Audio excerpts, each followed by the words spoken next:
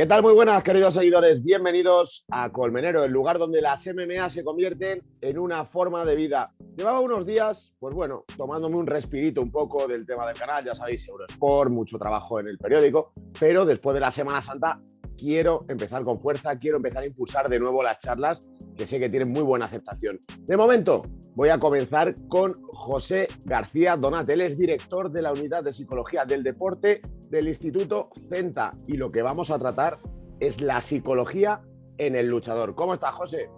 Hola, muy buenas, muy bien. ¿Tú qué tal, Álvaro? Muy bien, con muchísimas ganas de poder charlar un ratito contigo y además de temas que yo creo que son un tanto desconocidos, que la gente puede hacerse una idea, pero que está mucho mejor si un profesional como tú nos lo puedes aclarar.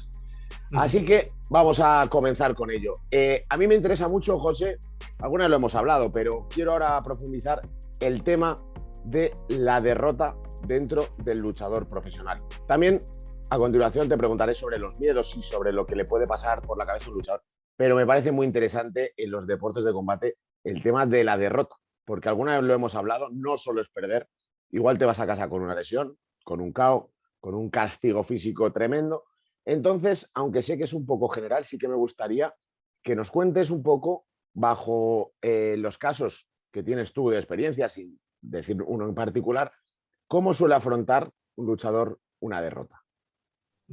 Sí, va a depender, por supuesto, de cada persona y al final hay una serie de aspectos que van a profetizar que vaya a ser una derrota pues, más dolorosa o menos dolorosa, ¿no? Hay un concepto que se utiliza mucho en psicología del deporte, que es la identidad deportiva, es decir, lo arraigado que se siente esa persona con su rol de deportista. Pues, por supuesto, cuanto más arraigado sea eso, ¿no? Cuanto más poca diferenciación haya entre persona y deportista, más dolorosa va a ser esa derrota. ¿Por qué? Porque va a parecer que es la persona la que ha perdido y no el deportista.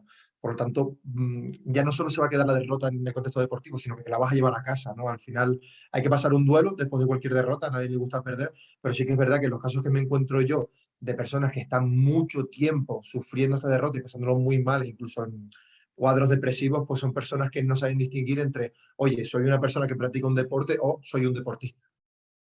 Bueno, lo primero que quiero comentar, que se me había pasado en la presentación, es que José García Donate trabaja o colabora con Dani Vares, luchador de MMA, con Carlos Coello, es campeón mundial unas cuantas veces. Y bueno, tienes algún luchador más por allá. Echer Sosa, por ejemplo, que es uno de los grandes prospectos de las MMA españolas también. Entonces, ahora te voy a poner un poco un ejemplo de cada uno de ellos, de un caso, digamos, más particular, pero para que lo abordemos de una manera más general. Por ejemplo, empezamos con, como he empezado con la derrota, empezamos con Dani Vares. Un deportista que se enfrente, un luchador profesional en este caso de MMA, que se enfrente a una pelea que le puede abrir, digamos, las puertas de su máximo objetivo, de una grandísima compañía, y llega, pierde de una manera como fue esta, por decisión dividida, muy cerquita de cumplir el sueño. ¿Cómo se puede afrontar, cómo se puede tratar un caso así? Sí, concretamente obviamente yo no puedo dar datos personales de los casos con los que trabajo, pero sí que es verdad que un poco la línea de lo que te decía, ¿no? Siempre viendo cuáles son los aspectos positivos que se sacan de ese combate, cuáles son, por supuesto, los aspectos que hay que mejorar y animar al deportista a que vea que no es el fin del mundo, ¿no? Que es muchas veces el primer pensamiento que aparece por la cabeza, sino que hay vida más allá del deporte, ¿no?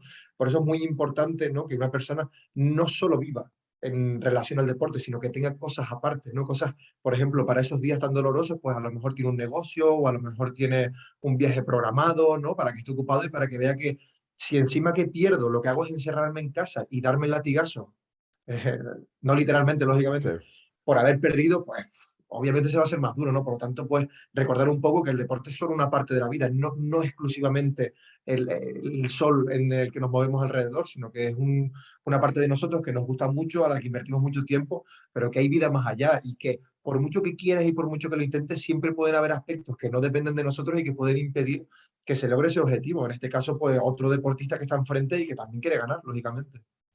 ¿Cuál es alguno de los sentimientos que le salen? Por ejemplo, culpabilidad de haberse fallado, de no haber logrado lo que tantos años llevas buscando. suele ser muy común. El tema de la culpabilidad suele ser algo muy común. Por supuesto, la frustración, ¿no? Que también irá muy de la mano con las expectativas, ¿verdad? Cuanto más expectativas se tengan de que la victoria se va a conseguir, más dolorosa va a ser la derrota, ¿no? Es otra de las variables que son importantes de cara a ver si va a ser tan dolorosa esa derrota o si no lo va a ser. La culpa es una emoción muy dolorosa, es muy pesante, es como venenosa, es corrosiva, te va consumiendo poco a poco, ¿no? Por lo tanto, siempre intento distinguir entre la culpabilidad como una emoción que debe aparecer cuando yo algo, o sea, perdón, hago algo con maldad. Es decir, si yo hago algo a sabiendas de que va a hacer daño a otra persona, pues lógicamente ahí tiene que aparecer la maldad. Pero si yo lo he intentado, lo he dejado todo y he hecho todo lo que está en mi mano para intentar conseguir ese objetivo y no lo he logrado, que aparezca la culpa me parece un poco como fuera de lugar, ¿no? Como que el castigo es inmerecido. ¿Por qué? Porque yo lo he dado todo y lo he intentado. Pero sí, la culpa es una de estas emociones que suele surgir mucho. Continuando, José, con la derrota, hay otro tipo de derrota que puede ser más dolorosa, aunque en esta no creo que haya culpabilidad, pero puede haber otro tipo de sentimientos, que es la derrota injusta. Cuando nos roban o cuando consideremos que nos han robado, y eso puede pasar mucho en los deportes de combate, sobre todo cuando van a la decisión, ¿no? De las cartulinas. Si no lo dejas para los jueces no ocurre, pero pasa mucho que no estés de acuerdo. O incluso que tengas una derrota como la de Juan Espino, que a todas luces parecía injusta o como mínimo controvertida. ¿Cómo afronta un luchador una derrota injusta? Súper difícil, es súper complicado, ¿no? Es verdad que hay deportes donde sí que interesa un poco más esta parte del récord, ¿no? Por ejemplo, cuando he trabajado con boxeadores y demás, que le dan muchísima importancia al tema de victorias y derrotas. Luego en otros deportes a lo mejor no tanto, ¿no? Como Muay Thai, que al final yo creo que la persona a la que te enfrentes o incluso el rendimiento que des en esa pelea es lo más importante, pero claro, estas personas que sí que le dan mucha importancia al récord, porque luego a la hora de entrar en alguna empresa grande, pues sí que te lo van a mirar, es muy complicado, ¿no? Aparece mucha frustración, ¿por qué? Porque son muchas horas invertidas, porque son muchos sacrificios, ¿no? A la hora de no poder realizar determinados planes sociales, ¿por qué? Porque tengo que llevar la dieta, porque tengo que entrenar tantas horas y demás. Por tanto, que luego después de todo ese trabajo no consigas el objetivo, ya no porque no lo hayas conseguido, sino porque los árbitros, en este caso, cualquier situación como la que pasó a Juan Espino, pues no te den vencedor, pues es muy complicado de gestionar, ¿no? Yo sigo un poco en lo mismo. Oye, vamos a ver qué cosas hemos hecho bien, qué cosas hay que mejorar y a centrarnos en las cosas que dependen de nosotros, ¿no? Porque al final, ¿qué puedes hacer ahí? ¿Qué margen de maniobra tienes, no? Utilizarlo, canalizarlo como motivación para en la siguiente ocasión dejarlo más claro todavía, ¿no? Intentar llevarlo por ahí teniendo en cuenta que es muy difícil, ¿no? Y habrá personas a las que les cueste mucho aceptar que eso es así. Antes de pasar al siguiente caso particular, y es que vamos a tratar el tema de cómo afrontarse una lesión, como es el caso, por ejemplo, de Carlos Coello. Pero sí que antes te quería preguntar a ti, José, tú ya has trabajado mucho con luchadores, tú sabes lo que puedes ofrecer, y ahí quiero incidir un poco. Si alguien nos está viendo, un luchador que cree que es más flojo mentalmente o que directamente necesita un impulso, ¿en qué crees que le puede ayudar, aunque es una figura en auge, un psicólogo deportivo o un luchador?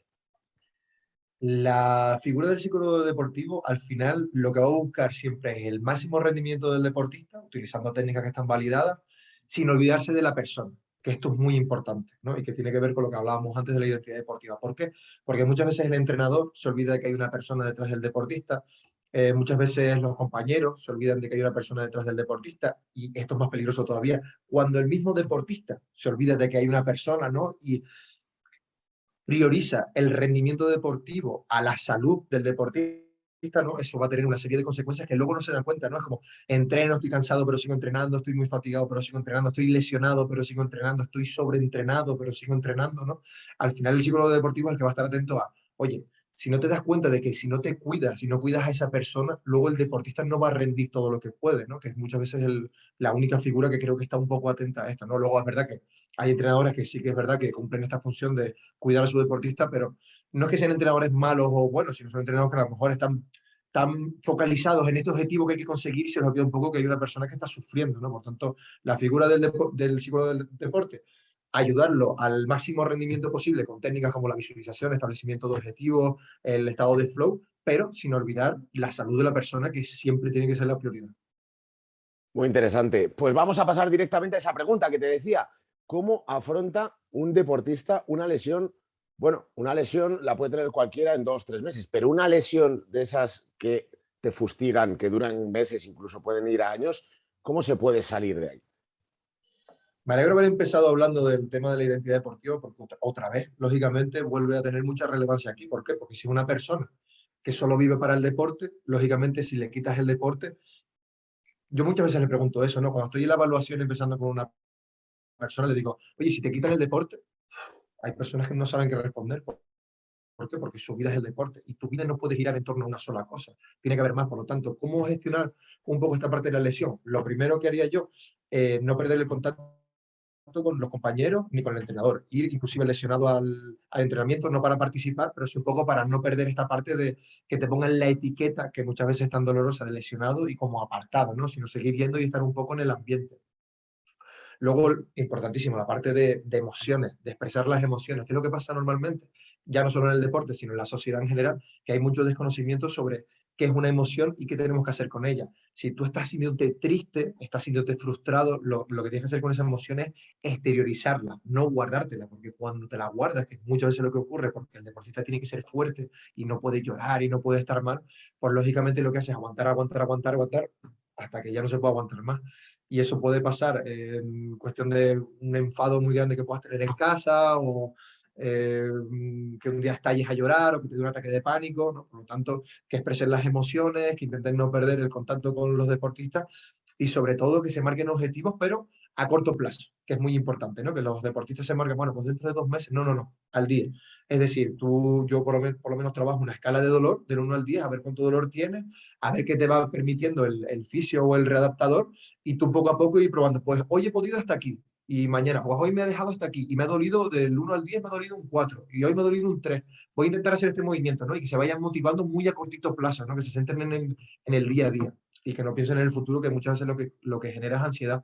Ay, cómo voy a llegar cuando vuelva y todos los rivales están entrenando fuerte y yo cuando llegue voy a estar mal. Claro, eso se vuelve una pelota que hay que tener mucho cuidado, ¿no? Hay que ver qué deportista es, qué perfil tiene y qué tipo de lesiones, porque hay lesiones y lesiones. Las de larga duración son un poco las más complicadas de gestionar. Muy interesante también, José. Hablando de futuro, de ansiedades, se me venía a mí a la mente, por ejemplo, Eche Sosa, que también es un buen amigo mío. Eh, yo, por ejemplo, me lo he planteado alguna vez. Echer se le ve con muchísimas ganas y sobre todo con mucho potencial para poder llegar a una gran liga, pero claro, a él le ocurre una cosa, que es sobre todo que ha tenido muy mala suerte, se le han caído muchos combates, pero tiene, o yo denoto ese cierto puntito a lo mejor de ansiedad de quiero este combate y este combate y este combate, porque el año que viene tengo que estar con un 9-0, por ejemplo, y entrar en UFC antes de los 28 años. Ya más allá de Sosa, que estamos convencidos que va a llegar a UFC en algún momento, ¿cómo afronta un luchador esa ansiedad de querer hacer más récord, de querer pelear?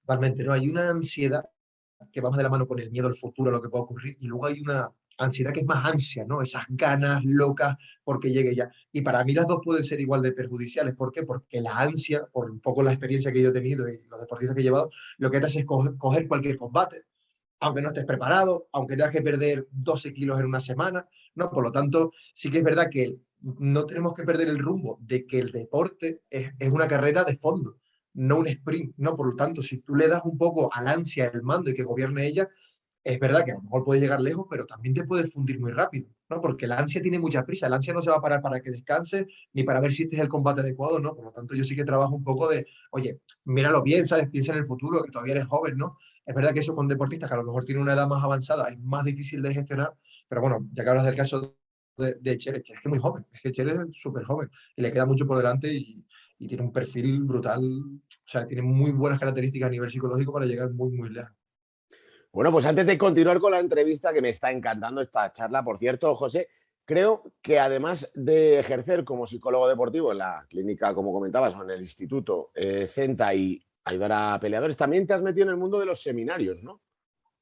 Sí, sí, concretamente la semana que viene saco uno nuevo sobre la gestión emocional. Voy a hablar del miedo, de la ira, de cómo esto puede perjudicar el rendimiento deportivo, no tanto en cuando aparecen las emociones, que todo el mundo siente emociones, tú sientes emociones, yo también, sino cuando nos dejamos llevar por ellas, ¿no? Que es un poco lo que yo trabajo, ¿no? Es decir, no es malo sentir rabia o miedo en la previa de un combate, el problema es que la rabia o el miedo te dirijan a ti mismo. ¿Por qué? Porque si el miedo coge los mandos, lo que hace es parar la maquinaria, porque el miedo, como bien sabemos, ¿no? Lo que quiere es protegernos, de que no nos pase nada. Por tanto, si le damos el poder al miedo, nos para. Si le damos el poder a la ira, pues va a matar lo que hay adelante, ¿no? Pero ya no se va a preocupar por protegerte, ¿no? Yo siempre lo digo, ¿no? Que el miedo es una emoción que te sube las manos. ¿Por qué? Porque el miedo tiene miedo a que te golpeen. La ira no, la ira te la baja. ¿Por qué? Porque a la ira le da igual, la ira lo único que quiere es matar. Por lo tanto, que en algunos puntos, por ejemplo, esta ira pueda ser productiva, pues sí, en los últimos 30 segundos del último asalto para tirar un poco, porque la ira lo que hace es energizar la conducta, ¿no? Lo que te vigoriza, te da energía, pues puede tener sentido. Pero claro, si en la previa ya te molestan un poco con algún comentario que te dicen, ¿no? Y luego están allí, te insultan un poco, te hacen algún golpe feo, y eso que hace que tú, desde el minuto uno, la ira coja las riendas, pues lógicamente eso va a producir una baja del rendimiento seguro. ¿Por qué? Porque van a ser golpes fuertes, pero claro, una persona que esté enfrente y que sepa gestionar a una persona con ira seguramente tenga más probabilidades de ganar ese combate. Muy interesante también, José. Hablando de miedos, ¿cuáles son los principales miedos? Aunque imagino que cada luchador es un mundo, pero se puede más o menos engarzar algunos, ¿no? Globalizar algunos. ¿Cuáles son los principales miedos a los que se enfrenta un luchador con los que has trabajado en tu carrera?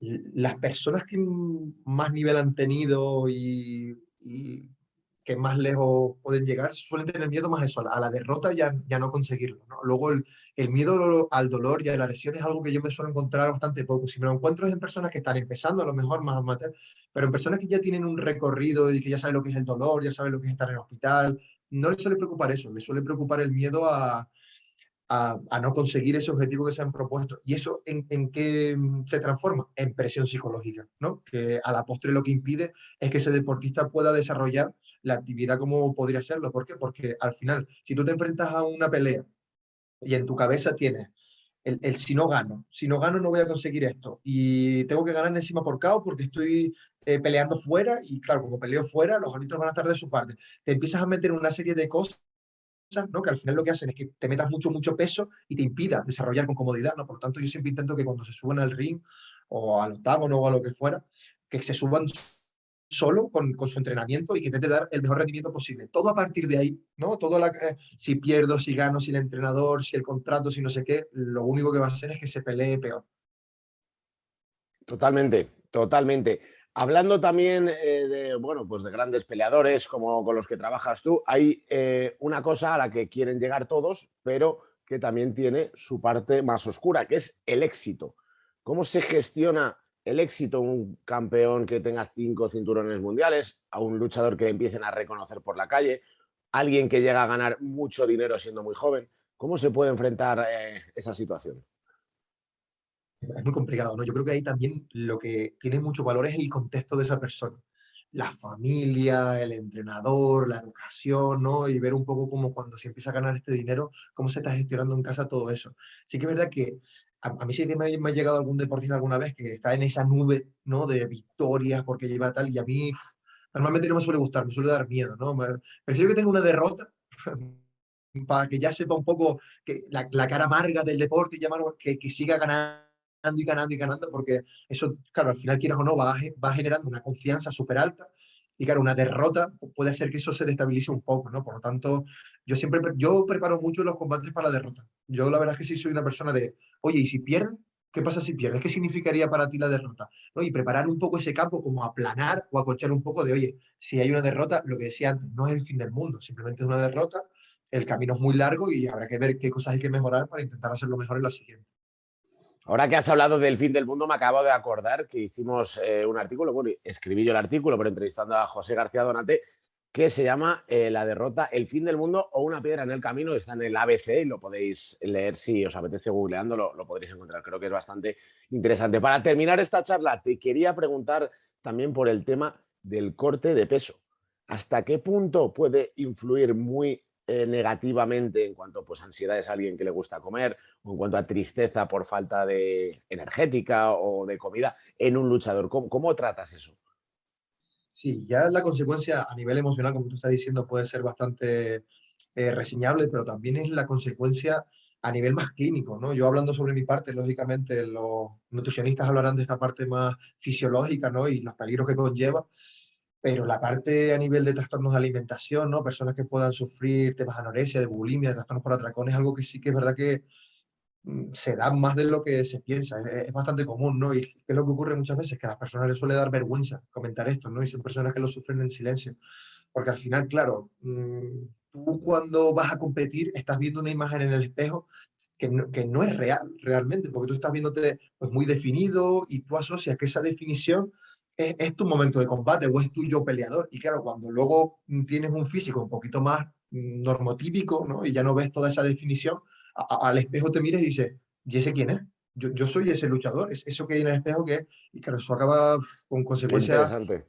sí, consecuencias muy, muy catastróficas. La verdad es que el tema del peso es un tema complicadete, ¿no? Yo creo que es poco a poco, según se vaya abriendo, como se está abriendo el tema de la psicología en los deportistas y cada vez están confesando más, pues si sufren una depresión o si sufren ansiedad o si... Sí que es verdad que en los deportes de combate hay como un aspecto ahí más de como masculinidad, de no se puede decir lo que tal, pero bueno, se irá abriendo tarde o temprano porque al final es que hay muchos problemas detrás de los cortes de peso que no se hablan, no se dicen y que yo creo que con el tiempo se irán viendo. Increíble. Espectacular charla, José García Donate. Muchísimas gracias por tu tiempo. Nada, estamos en contacto, que seguramente tendremos que hacer más vídeos para ir aclarando nuevos factores que surjan. Muchísimas gracias a ti por invitar, animar a la gente que se quiera apuntar la semana que viene, que tenemos ahí un seminario de gestión emocional, y cuando quieras aquí estamos. Pues chicos, ya lo habéis escuchado a José García Donate y por favor, si os ha gustado esta charla, dejadnos un like, suscribíos a Colmenero, compartid con vuestros amigos y si hace falta, con vuestros enemigos. Hasta pronto.